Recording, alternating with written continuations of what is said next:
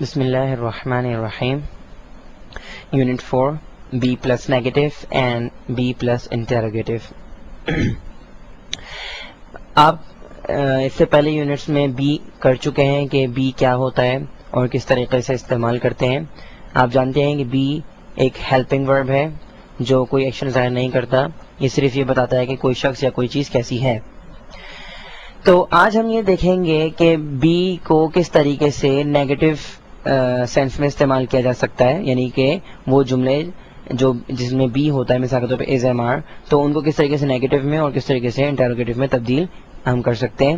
سب سے پہلے ہم یہ دیکھیں گے کہ ناٹ ایک ایسا ایڈورب ہے اور ایک ایسا ورڈ ہے جو کسی بھی جملے کو نیگیٹو میں تبدیل کر دیتا ہے. مثال کے طور پر آپ دیکھ سکتے ہیں ہی از اے اسٹوڈنٹ، یعنی کہ وہ ایک طالب علم ہے. تو ہی از اے اسٹوڈنٹ یہ افرمیٹو جملہ ہے، یہ مثبت جملہ ہے، پازیٹیو جملہ ہے. اور اگر ہم اسے نیگیٹو یعنی کہ انکار میں تبدیل کرنا چاہ رہے ہیں تو ہم کیا کریں گے اس کے ہم کہ بی کے بعد ہم کیا لگا دیں گے، ناٹ. مثال کے طور پر آپ دیکھ سکتے ہیں he is a student, it's affirmative sentence یعنی کہ افرمیٹو جملہ ہے، اور ہم نے اس کو نیگیٹو میں تبدیل کس طرح کیا، ہی از ناٹ اے اسٹوڈنٹ یعنی کہ وہ طالب علم نہیں ہے. تو ناٹ جو ہے وہ کسی بھی جملے کو نیگیٹو بنا دیتا ہے. مثال کے طور پر آئی ایم اے ٹیچر، تو یہ جملہ کیا ہے، یہ پازیٹیو ہے، افرمیٹو جملہ ہے. اس کو ہم نیگیٹو میں کس طرح کریں گے کہ ہم بی یعنی کہ ایم کے بعد ہم کیا لگا دیں گے، ناٹ. تو یہ بن جائے گا I am not a teacher یعنی کہ میں استاد نہیں ہوں. ذہن میں رکھیے کہ ناٹ جو ہے وہ ہی کے بعد نہیں لگے گا یعنی کہ سبجیکٹ کے بعد نہیں لگے گا، بلکہ وہ بی کے بعد لگے گا یعنی کہ ورب کے بعد لگتا ہے. ناٹ جو ہے اس کی جو پراپر جگہ ہے، جو پراپر پلیس ہے، وہ بی کے بعد ہے یعنی کہ ورب کے بعد ہے. نمبر 2 یعنی کہ to make a sentence interrogative. اگر آپ کو بی کے جملوں کو یعنی کہ کیا کرنا ہے، آپ نے کسی جملے کو اگر آپ نے انٹروگیٹو کرنا ہے یعنی کہ آپ نے سوالیہ بنانا ہے، اس کو یعنی سوال میں تبدیل کرنا ہے، تو آپ کو کیا کرنا پڑے گا کہ آپ جسٹ صرف ہیلپنگ ورب کو سبجیکٹ سے پہلے رکھ دیجئے. مثال کے طور پر یو آر اے اسٹوڈنٹ یعنی کہ تم ایک طالب علم ہو. آپ اس میں کیا کریں کہ یو آر کو جو ہے آپ یو سے پہلے رکھ دیں گے اگر، تو آپ کیا ہو جائے گا، وہ جملہ سوالیہ بن جائے گا یعنی کہ آر یو اے اسٹوڈنٹ، کیا تم طالب علم ہو.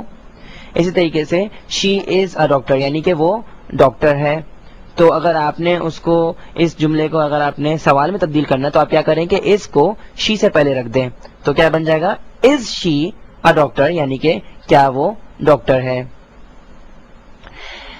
Short answer and long answer. Short answer کا مطلب ہے مختصر جواب اور لانگ آنسر کا مطلب ہے طویل جواب.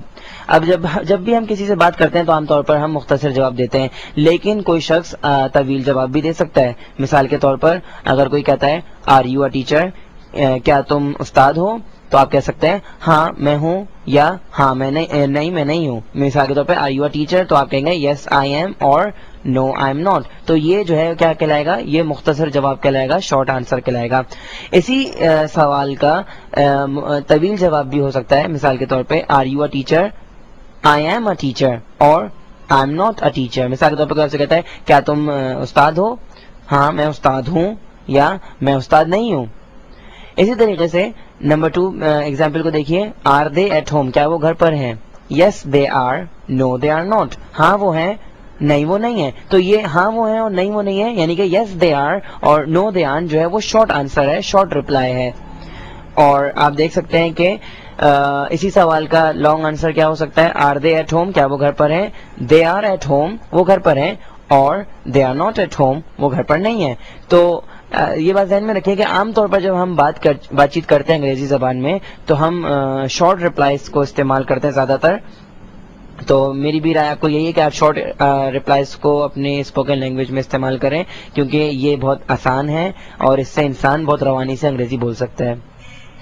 ایک بات جو بہت زیادہ اہم ہے اور ذہن میں رکھنے کی ہے، جس میں طالب علم اکثر غلطیاں کرتے ہیں، وہ یہ ہے کہ شارٹ آنسرز جب بھی ہم دیتے ہیں، مثال کے طور پہ آر یو اے ٹیچر، تو آپ کہیں گے ہاں میں ہوں، یس آئی ایم.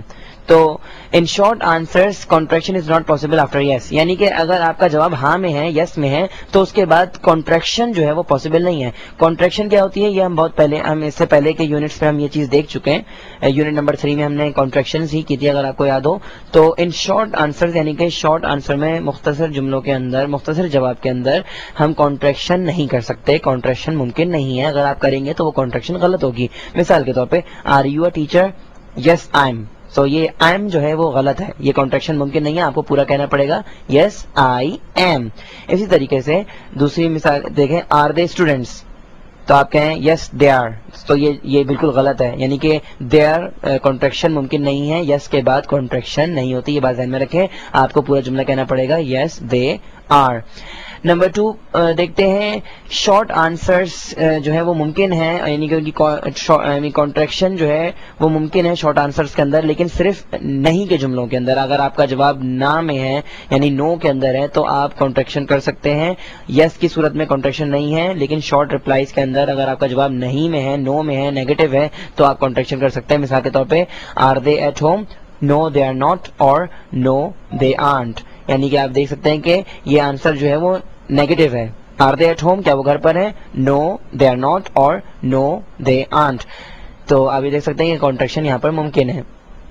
اب سوال یہ پیدا ہوتا ہے کہ یس کے جملوں میں کانٹریکشن کیوں ممکن نہیں ہے, اور نو کے جملوں میں یعنی کہ نو کے شارٹ ریپلائز میں کانٹریکشن کیوں ممکن ہے. اس کی وجہ یہ ہے کہ یہاں پر ہمارے پاس ورب کے بعد کچھ چیز نہیں ہے.